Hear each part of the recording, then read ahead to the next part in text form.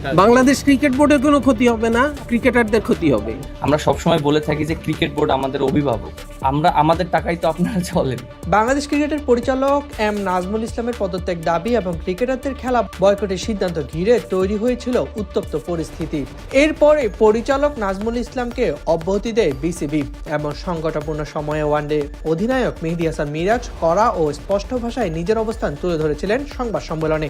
Bangladesh cricket বোর্ডের এক শীর্ষ কর্মকর্তার মন্তব্যকে কেন্দ্র করে তিনি বলেন, এই ধরনের বক্তব্য খেলোয়াড়দের জন্য যেমন দুঃখজনক তেমনি পুরো ক্রীড়াঙ্গনের জন্য লজ্জার।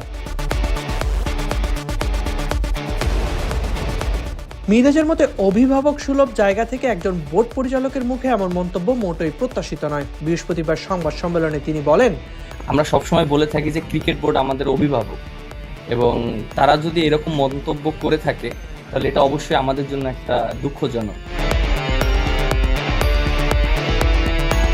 ক্রিকেটারদের অর্থনৈতিক অবদান নিয়ে প্রচলিত ভুল ধারণার কথাও তুলে ধরেন ওয়ানডে অধিনায়ক মেহেদী হাসান মিরাজ। তিনি জানান, মাঠে কিংবা দর্শকদের সঙ্গে কথা বললে প্রায় শোনা যায় ভালো না খেললে বলা হয় আমাদের টাকাই তো তোমরা চলছো।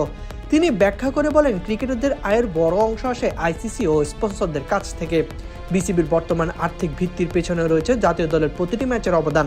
আমরা যে টাকাটা আর্ন করি ম্যাক্সিমাম আইসিসি এবং স্পন্সর থেকে টাকাটা কিন্তু আসে, এবং আজকে যে ক্রিকেট বোর্ডের যে টাকাগুলো আছে আমার কাছে মনে হয় যারা ন্যাশনাল টিমে ফার্স্ট থেকে এখন পর্যন্ত যারা রিপ্রেজেন্ট করছে, বাংলাদেশের একটা জার্সি পরে খেলেছে, তাদেরও এখানে সেটার একটা অংশ আছে আমার কাছে এটা মনে হয়। কারণ প্রত্যেকটা মানুষের কষ্টের বিনিময়ে কিন্তু আজকের যে ক্রিকেট বোর্ডের যে টাকা আছে প্রত্যেকটা মানুষের হক আছে।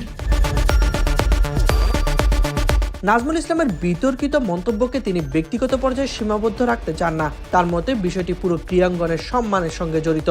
মিরাজ বলেন, জন্য এটা একটা লজ্জাজনক। আর আমার কাছে মনে হয় যে উনি যে মন্তব্যটা করেছেন, আমি জানি না উনি কিভাবে করেছেন, বুঝে করেছেন না না বুঝে করেছেন, আমার কাছে এটার কোনো ব্যাখ্যা নাই, তিনি এটা ভালো জানেন। আর আমার কাছে মনে হয় যে তার যে পজিশনের থেকে এরকম মন্তব্য করাটা আসলে ঠিক না। মানে এটা আমার কাছে মনে হয় শুধু এক ক্রিকেট অঙ্গন না, যে কোনো জায়গায় কিন্তু একটা দায়িত্ব অবস্থায় থাকে এরকম মন্তব্য করা উচিত না। সমালোচনা প্রসঙ্গে ওয়ানডে অধিনায়ক বলেন, পারফরমেন্স খারাপ হলেও সমালোচনা হবেই, এটাই বাস্তবতা। আর আমরা ক্রিকেটাররা যারা আছি আমরা সবসময় চেষ্টা করি ভালো ক্রিকেট খেলার জন্য, মাঠে ভালো পারফরমেন্স করার জন্য। এবং আপনারা যেটা জানেন যে আমরা কিন্তু সবসময় সমালোচনা হই, আমরা মাঠে খেলি, পারফর্ম না করলে এমন কোনো প্লেয়ার নেই বাংলাদেশের মানুষ সমালোচনা করেনি। আপনারাও সবসময় সমালোচনা করেন বা সবসময় আপনারা ভালো বলেন, বাট আমার কাছে খুব ভালো লাগছে যে আপনারা আমাদের এখন যে আমরা যে স্টেটটা নিচ্ছি আপনারা আমাদেরকে সমর্থন করছেন, এই জিনিসটা আমার কাছে খুবই ভালো লেগেছে। সাইদ ইবনে শামস, বিডি ক্রিক টাইম।